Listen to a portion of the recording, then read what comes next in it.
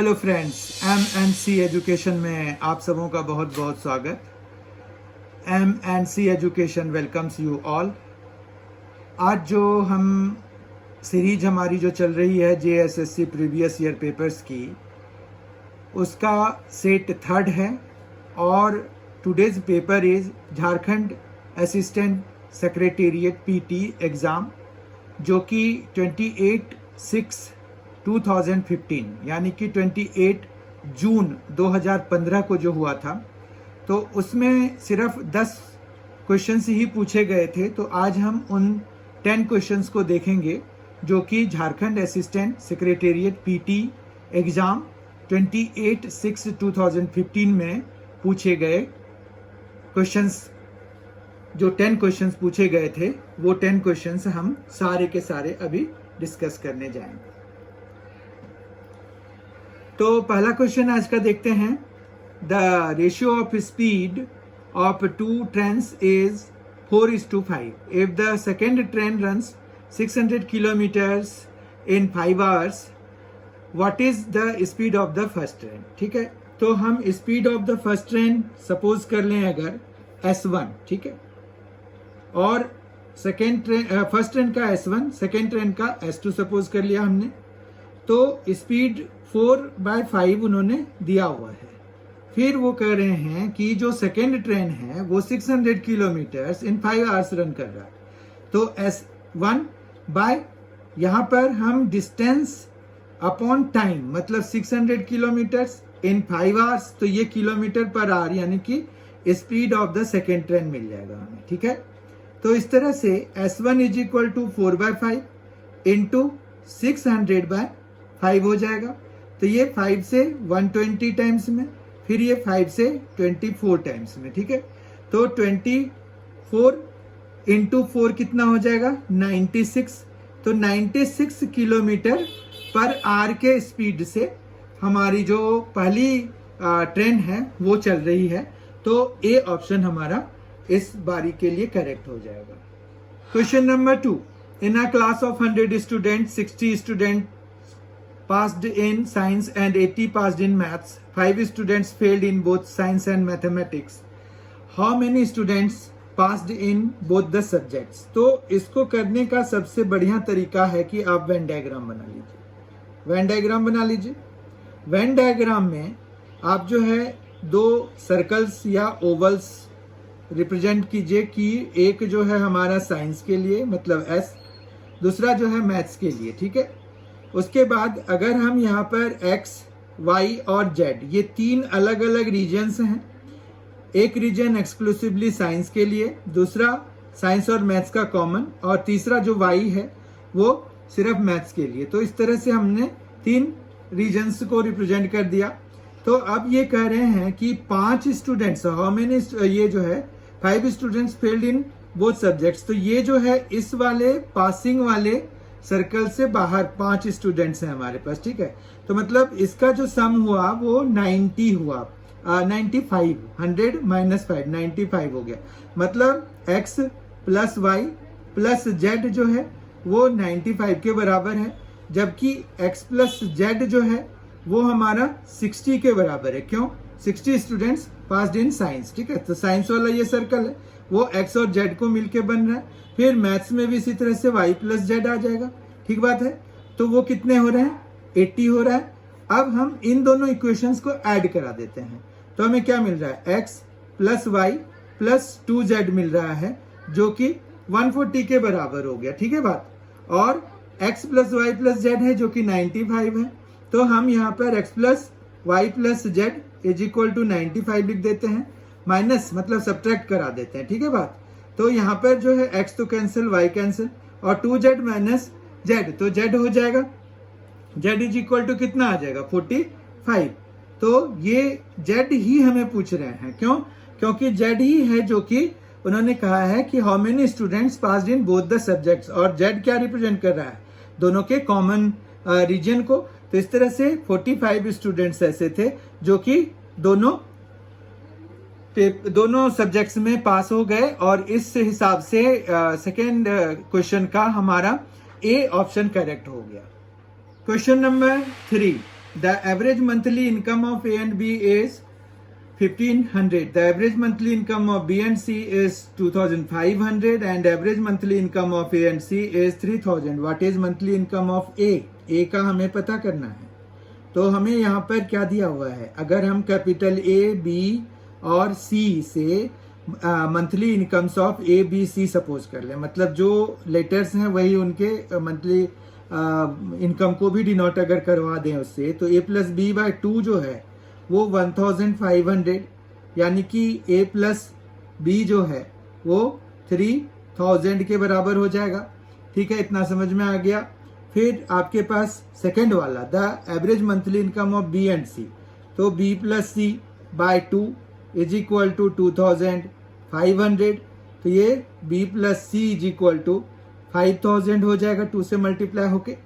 और फिर तीसरा मतलब A प्लस C बाय 2 जो है वो 3000 के बराबर है, तो ये आ जाएगा A plus C is equal to 6000। ठीक है, अब जो है यहाँ पर अगर हम देखें तो इनको ऐड करा देते हैं। ठीक है, तो ऐड कराएंगे तो सारी चीजें दो बारी हैं, A भी 2 बारी है, B भी और C भी, तो ये twice of A plus B plus C is equal to 15 plus 3 11 plus 3 14,000 हो जाएगा। देखिए आप 6 प्लस 5 11 और प्लस 3 14,000 हो जाएगा। 2 से इधर से कैंसिल करा दें तो 7,000 हो जाएगा। A plus B plus C हमारा 7,000 है। अब हम यहाँ पर थोड़ा सा ये देखते हैं कि हमें निकालना क्या है। A अगर निकालना है तो यानी कि हमें ये रखना है, तो B प्लस C की वैल्यू अगर हम इसमें माइनस करा दें तो हमारा B प्लस C इधर से कैंसिल हो जाएगा। तो इसका मतलब क्या होगा कि A जो है सीधा सीधा हमें ऑप्टेन हो जाएगा और A हमारा यहाँ पर क्या मिल जाएगा, A plus B plus C में B प्लस C को हटाने से मतलब 2000 आ जाएगा। ठीक है, तो इस तरह से A 2000 हमारा आंसर हो जाएगा और A हमारा ऑप्शन वाइज करेक्ट हो जाएगा। Question number 4. A can do a piece of work in 60 days and B alone can do it in 50 days. A works for 12 days. तो हम ये देखते हैं कि A ने टोटल वर्क्स में से कितना वर्क कर लिया। तो 1 हमारा पार्ट पूरा वर्क था और उसमें से 12 डेज तक अगर A ने काम किया जो कि 60 डेज में पूरा कर सकता था, तो 12 डेज में वो 12/60 पार्ट ऑफ द वर्क करेगा, यानी कि 1 माइनस 12/60 पार्ट्स अभी वर्क के बचे हुए हैं, यानी कि 4/5 वर्क का पार्ट बचा हुआ है। ठीक है, और ये जो है अब कह रहे हैं कि B को पूरा करना है, तो B जो है मान लेते हैं कि X डेज में काम पूरा कर रहा है और B जो है B की स्पीड है कि वो 50 डेज में पूरा कर लेता, तो X/50 मतलब X डेज में X/50 वर्क कर पाएगा, तो 5 10s और 10 4s, तो यहाँ पर जो है कैंसिल करा दिया और 4 इंटू 10 40 हो गया, तो X is equal to 40 days हो गया। इस तरह से B ऑप्शन हमारा करेक्ट हो गया।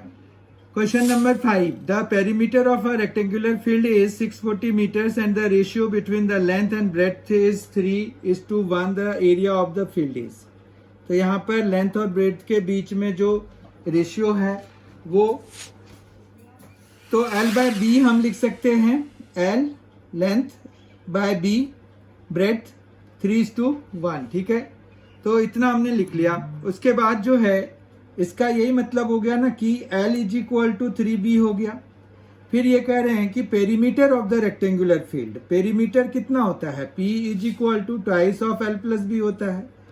ये कितना दिया हुआ है, 640 मीटर्स के बराबर, यानी कि L प्लस B जो है वो 320 के बराबर है। और अगर हम यहाँ पर L is equal to 3B डाल दें तो 3B plus B is equal to 320, तो 4B इज इक्वल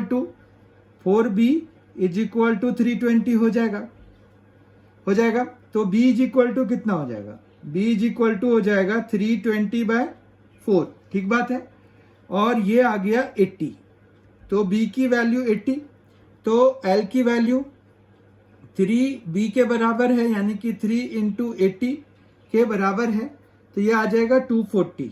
ठीक है, और फिर जब हमें चाहिए एरिया, तो देयरफॉर एरिया जो है वो होता है L इंटू बी, यानी कि 240 इंटू 80।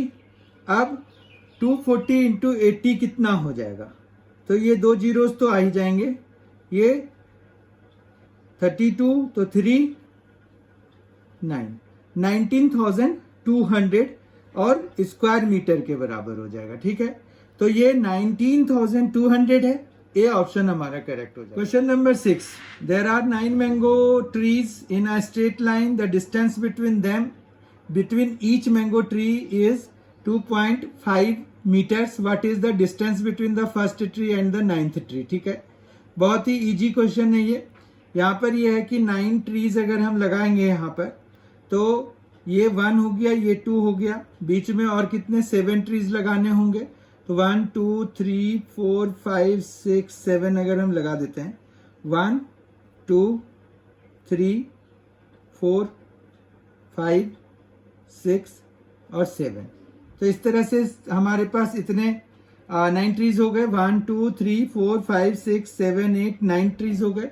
अब यहाँ पर 2.5 ईच है, हर एक में 2.5 मीटर का डिस्टेंस है उनके बीच में, तो सिंपल सी बात है कि 2.5 इस तरह से 1 2 3 4 5 6 7 8, तो 2.5 इंटू 8 जो कि 20 मीटर है, तो फर्स्ट और 9th, ये फर्स्ट है और ये 9th है, तो इन दोनों मैंगो ट्रीज के बीच का जो डिस्टेंस है वो 20 मीटर हो जाएगा।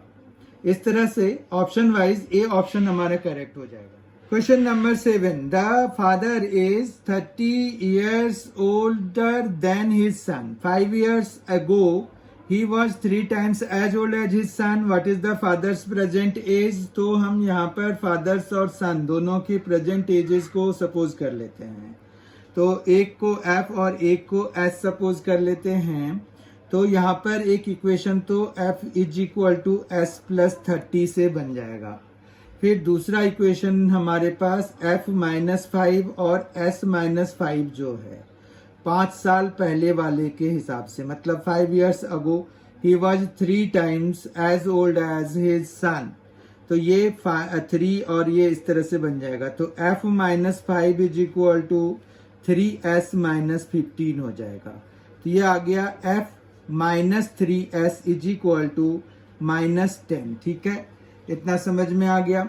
अब जो है यहाँ पर से S की वैल्यू निकाल लेते हैं, तो S is equal to F minus 30 निकल आएगा यहाँ से, और ये हम यहाँ लगा देंगे, तो ये आ जाएगा F minus 3 into F minus 30 is equal to minus 10, तो ये आ जाएगा F minus 3F plus 90 is equal to minus 10, तो ये हो जाएगा minus 2F is equal to minus 100, तो F इज इक्वल टू हो जाएगा 50। तो मतलब father's present age is 50 years, और ए ऑप्शन हमारा करेक्ट हो जाएगा।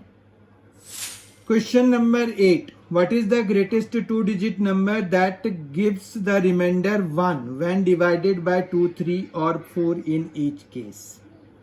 ठीक है, तो कौन सा नंबर है जो कि 2, 3, 4 से जब डिवाइड करें तो 1 जो है रिमाइंडर दे।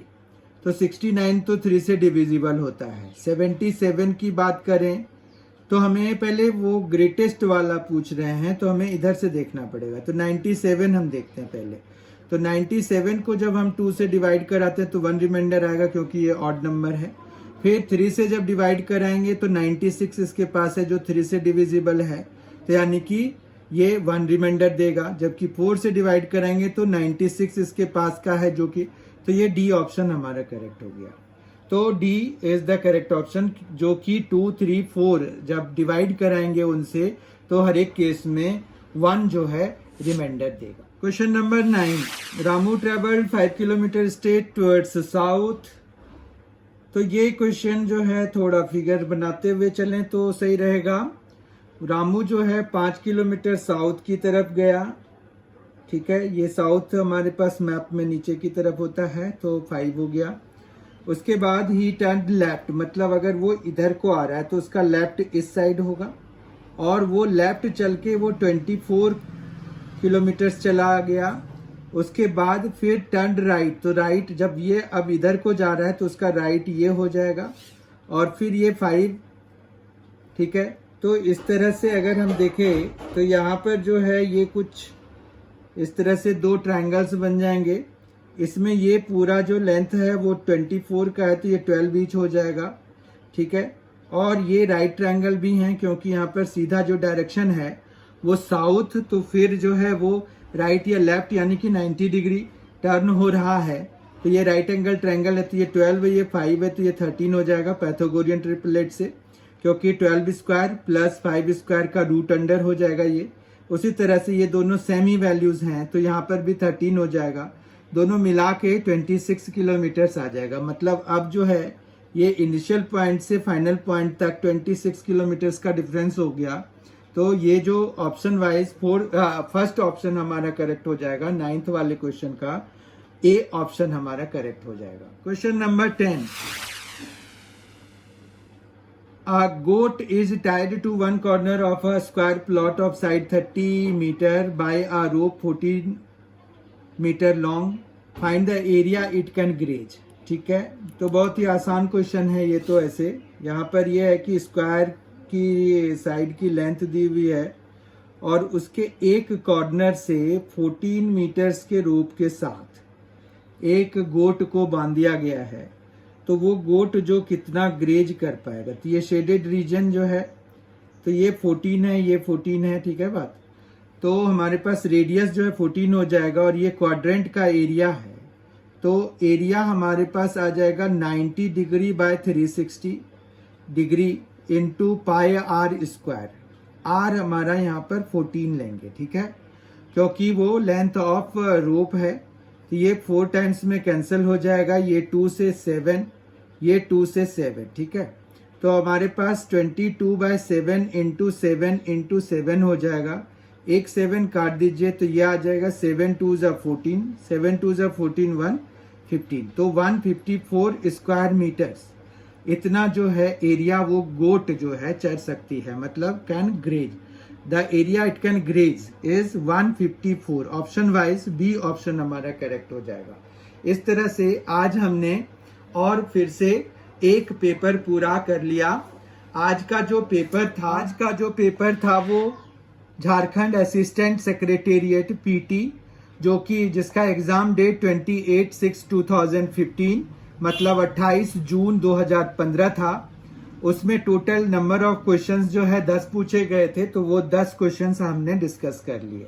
अब अगले सेट में यानी कि जो कि 4th सेट होगा, इस जो जेएसएससी प्रीवियस ईयर पेपर्स में जनरल मैथ्स की जो सीरीज हमारे यहाँ M&C एजुकेशन की तरफ से चलाई जा रही है, उसका जो 4th सेट होगा वो उसमें भी हम फिर से पुनः एक और पूरा फुल पेपर जिसमें कि जनरल मैथ्स के जो जितने भी क्वेश्चंस आए होंगे वो सारे हम उस पेपर का डिस्कस करेंगे, जो कि जेएसएससी में प्रीवियस ईयर कभी भी आए होंगे।